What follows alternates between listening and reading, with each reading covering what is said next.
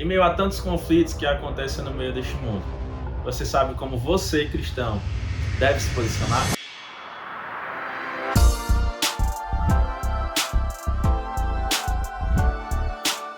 Você sabe o que é guerra? Guerra, ela se trata de conflitos de interesses, sejam eles políticos, sejam desentendimentos religiosos, sejam por disputas territoriais. Nós sabemos que no mundo em que nós vivemos, nós estamos rodeados de uma tão grande perversidade e perturbação. Isso se dá por muitos fatores. Um deles é o pecado. A guerra ela pode se tratar muitas vezes com combates armamentistas, tanques de guerras, armas, fuzis, todo tipo de arma. Nos antepassados faziam guerra também com paus e pedras, e até mesmo na mão. Mas assim, eu quero te lembrar uma coisa, tá? As guerras elas não se dão somente com armas físicas, mas com armas espirituais. Mas em meio a tantos conflitos como nós estamos vendo aqui, quero te fazer uma pergunta. O que você acha que a Bíblia pensa sobre as guerras? 1 Samuel, capítulo 15, verso 3. Vai, pois, agora e investe contra os amalequitas. Condena-o ao anátema, consagrando-o ao Senhor para a destruição de tudo quanto houver na terra em que habitam. Não tenhas piedade dele e de seu povo. Mata homens, mulheres, crianças, recém-nascidos, bois e ovelhas, camelos e jumentos. Nós também temos outra referência importante, Josué capítulo 5, versículo 4, que ele diz assim: E lhes ordenou, passai adiante da arca de Yahvé, vosso Deus, até o meio do Jordão, e cada um levante sobre o ombro uma pedra, de acordo com o número de tribos dos israelitas, para que o sinal no meio de vós, quando amanhã vossos filhos os perguntarem, que significam para vós estas pedras? Então lhes testemunhareis, é que as águas do Jordão dividiram-se diante da arca da aliança de Yahvé. A sua passagem cindiram-se as águas do Jordão. Estas pedras serão para sempre um memorial para os filhos de Israel. No verso 8 ele diz: E os israelitas fizeram tudo como Josué ordenara. Tomaram 12 pedras no meio do Jordão, segundo o número das tribos dos filhos de Israel, como Yahvé havia orientado a Josué. E as pedras transportaram ao acampamento e ali as depositaram. E Josué erigiu também 12 pedras no meio do Jordão, exatamente no lugar onde os sacerdotes que transformavam a arca da aliança firmaram seus pés, e elas continuam lá até os dias de hoje. Os sacerdotes que carregavam a arca permaneceram em pé no meio do Jordão, até que se cumpriu tudo o que o Senhor havia ordenado a Josué dizer ao povo, segundo tudo quanto Moisés havia orientado a Josué. E o povo apressou-se a atravessar. Quando todo o povo terminou a travessia, a arca de Yahvé e os sacerdotes passaram à frente do povo. Os homens das tribos de Rubens, de Gade e metade da tribo de Manassés atravessaram preparados para a guerra, à frente dos israelitas. Tudo de acordo com que Moisés havia deixado orientado. Cerca de 40.000 homens preparados para a batalha marcharam diante do Senhor rumo à planície de Jericó. Então, o que nós podemos ver que a Bíblia pode falar acerca de guerras? Deus ordena muitas vezes ao povo de Israel que ele ataque certo povo para que tome o seu território. Você vê na Bíblia que Deus mesmo manda matar homens, mulheres, crianças, recém-nascidos. Mas Deus não é amor? Deus não é bondade? Deus seria o provocador, o idealizador de guerras? Não necessariamente. Nós podemos ver em Romanos, no capítulo 3, no versículo 10 em diante, que é a perversidade do homem que faz proliferar o mal no meio da nossa geração e de todos os séculos até hoje. Ele diz assim: não há nenhum justo, nem ao menos um. Não há uma só pessoa que entenda, ninguém que de fato busque a Deus. Todos se desviaram, tornaram-se justamente inúteis. Não há ninguém que pratique o bem. Não existe uma só pessoa. Suas gargantas são como um túmulo aberto. Usam suas línguas para ludibriar, enquanto debaixo de seus lábios está o veneno da serpente. Suas bocas estão cheias de maldição e amargura. Seus pés são rápidos para derramar sangue. Os seus passos são marcados por destruição e miséria, e não conhecem o caminho da paz. Consideram o que é inútil temer a Deus. Então você não vê Deus como um provocador de guerras, mas sim como um agente fora do tempo que entende que o homem por si só se destrói por causa do seu pecado. Então você consegue enxergar nesse texto que a guerra ela pode se tornar inevitável devido à maldade do homem. Não seria Hitler por causa de sua soberba com a respeito da raça ariana, que se achava melhor que as pessoas, só porque era branco, só porque era alto, porque era loiro, porque era forte. Quantas pessoas ele não matou? Quantos judeus ele não incinerou no Holocausto? Quantos negros? Quantos gays? Quantas lésbicas?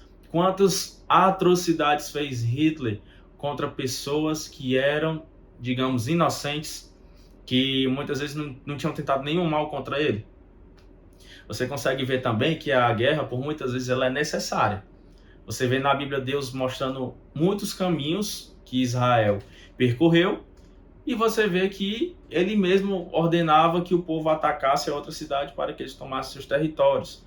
Mas não simplesmente porque Deus é mau, porque Deus é ruim. Não. Porque Deus ele é amor e ele é soberano sobre todas as coisas. Mas você deve entender que muitas nações daquela época, como as de hoje também, elas praticam totalmente a idolatria. E Deus abomina a idolatria. Então Deus pegava um povo que era seu e ele dizia assim: olha, Josué, vai ali, mata aqueles homens ali, a terra vai ser de vocês. Saul, vai lá, eles estão cometendo idolatria, eles fazem sacrifícios de crianças.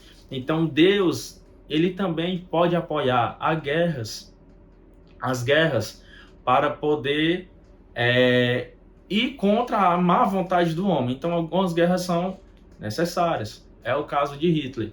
Se outros países, se outras nações não estivessem se disponibilizado para lutar com o combate contra o Hitler, quantas mais pessoas teriam morrido? Quantas mais pessoas seriam, como é que nós possamos dizer, podemos dizer, injuriadas? Quantas mais pessoas poderiam sofrer com preconceito, né? Sofrer com a não aceitação? Então Hitler, você vê ali que quando ele começa ali a Segunda Guerra, começando um ataque direto contra a Polônia, você consegue ver também as atrocidades que foram feitas na Primeira Guerra Mundial. Quantas pessoas morreram? 50 milhões, 60 milhões de pessoas morreram. Quantas pessoas morreram também até hoje na Primavera Árabe? O que seria a Primavera Árabe?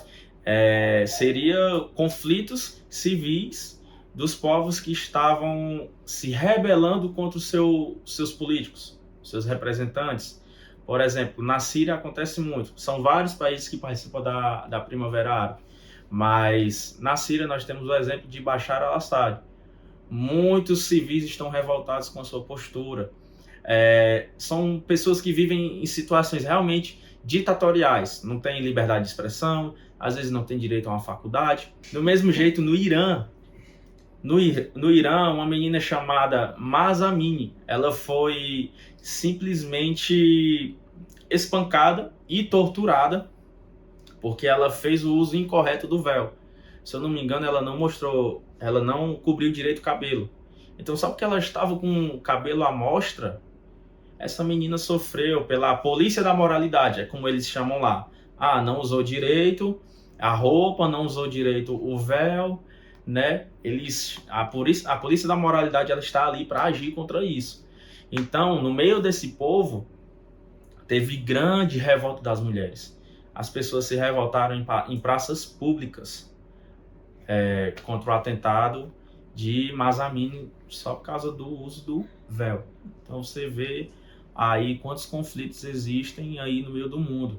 Teve a guerra do Vietnã, teve a guerra da Coreia do Sul contra a Coreia do Norte. Quantas guerras nós vemos? Mas, por favor, não ache que Deus é o causador disso tudo.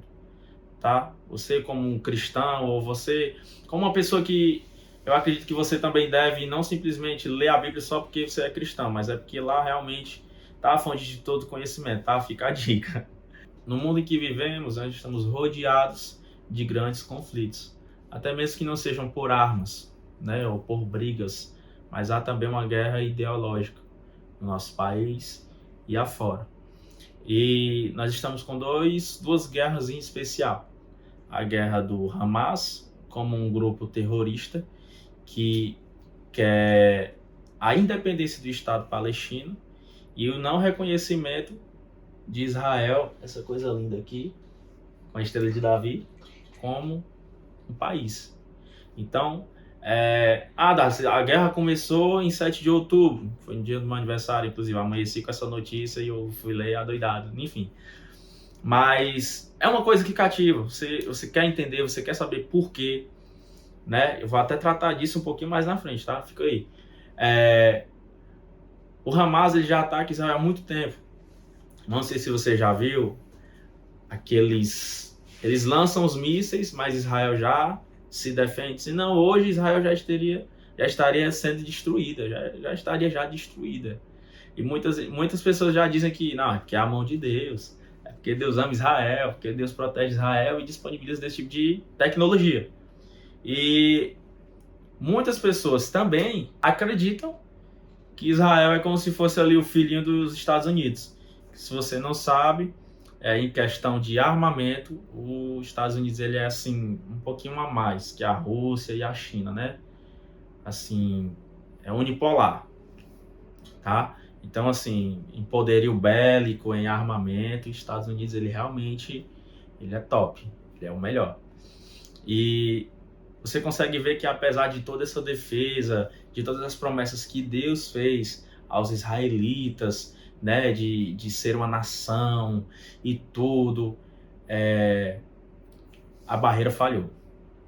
Não se sabe direito por quê, não se sabe direito como, mas a barreira falhou e muitos jovens que estavam numa festa, numa rave, saíram correndo, muitas pessoas foram mortas, foram atacadas por água, ar e terra. Então você vê que foi um grande sofrimento. Mas no mesmo dia, Benjamin Netanyahu, o primeiro-ministro de Israel, ele já contra-atacou. Né? No segundo, terceiro dia, ele já capturou também o chefe da marinha do Hamas. E o Hamas, ele não são poucas pessoas, tá? E outra coisa, o Hamas, ele não representa a total Palestina. Em muitos momentos da história, a Palestina Hamas se envolveu com muitas coisas que não deviam. Ela é só um tiro no pé na causa palestina, tá? Que é o quê? Que é ter sua independência, é ter o seu território, porque Israel fornece água, fornece energia. Então, assim, ela fica ali dependente de Israel, porque ela fica situada ali na Jerusalém Oriental e quer considerar também Jerusalém Oriental como sua capital, a Cisjordânia e a faixa de Gaza, que fica ali na fronteira com o Egito, que é onde Israel mais está atacando hoje, que é onde mais se concentra também o exército do Hamas. Então hoje, 20 de outubro, você vê que a guerra ainda continuou, já perdurando aí cerca de 13 dias, né, que começou dia 7. E agora nós estamos vendo, eu vou te dar uma dica também de depois você ir atrás, tá? Como é que você vai, como é que você sabe das coisas, não é só na internet vendo besteira. Enfim, então hoje, dia 20, ainda está acontecendo uma guerra, ainda está acontecendo um conflito militar entre os terroristas, Hamas. Eu não vou falar terrorista, por quê? Porque aqui a gente não quer pregar nenhum dos lados. Apesar de nós sermos cristãos, acreditarmos que Israel é uma nação escolhida por Deus.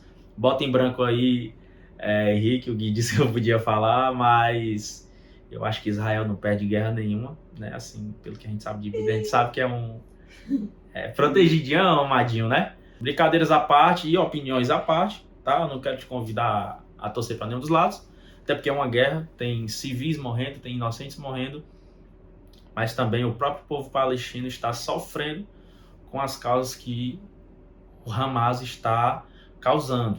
E por muitos países, o Hamas ele não é considerado como terrorista, mas é considerado como resistentes e militantes. Aqui no Brasil, por exemplo, é um dos que acha que o nosso presidente Luiz Inácio da Silva Lula, ele acredita nisso. Já os Estados Unidos acreditam diferente. Eles são terroristas e também está ajudando bastante Israel nesse combate contra o Hamas.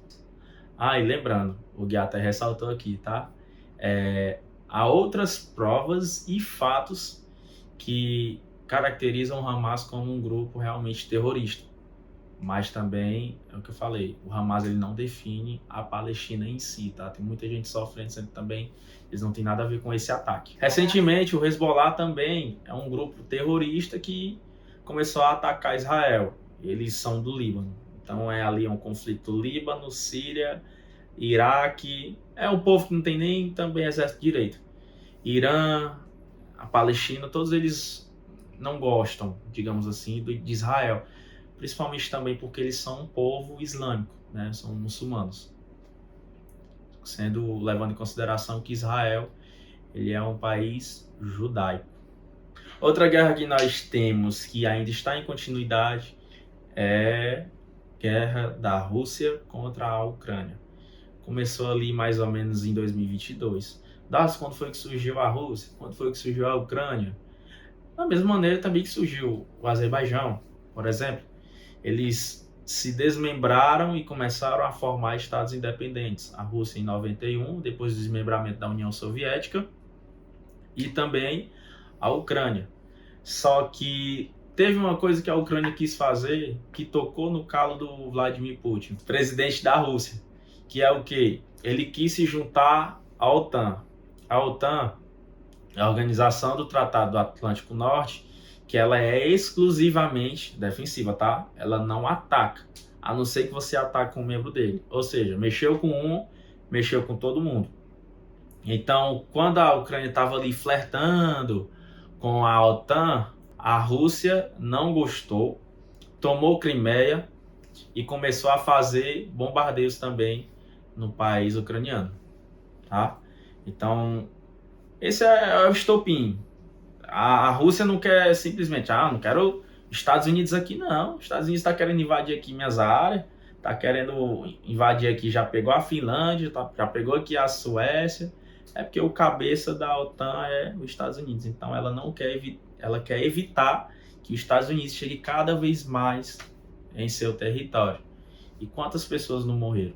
Quantas pessoas não foram falecidas devido ao pecado humano? Não é?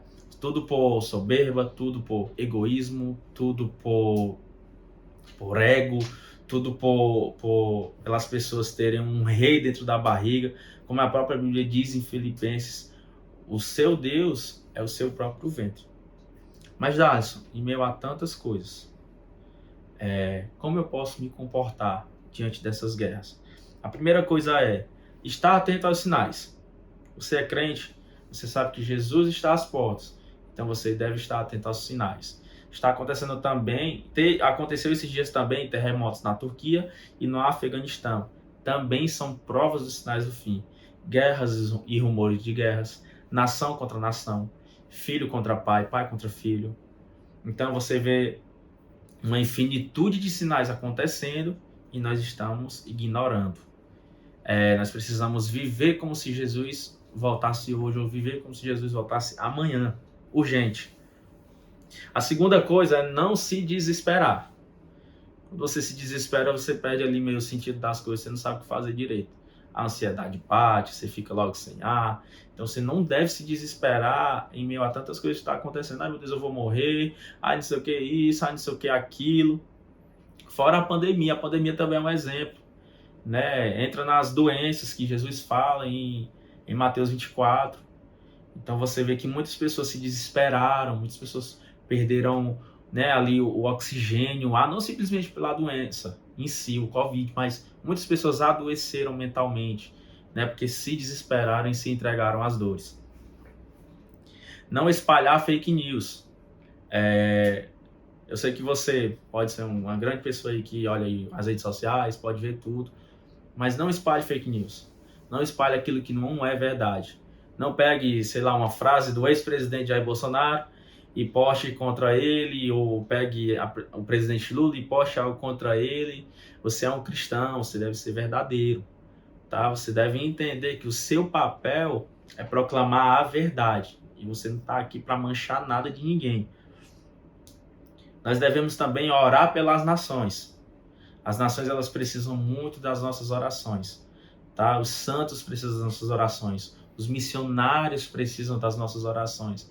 Deus precisa de uma igreja que ora. Deus precisa de uma igreja que dobre os seus joelhos e clame pelo mundo, clame pela sua volta, tá?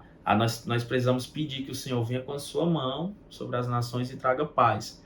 Apesar de que seja mista, que aconteça qualquer tipo de guerra, qualquer tipo de conflito. A Bíblia vai dizer em 2 Coríntios capítulo 4, que o poder do servo vem de Deus.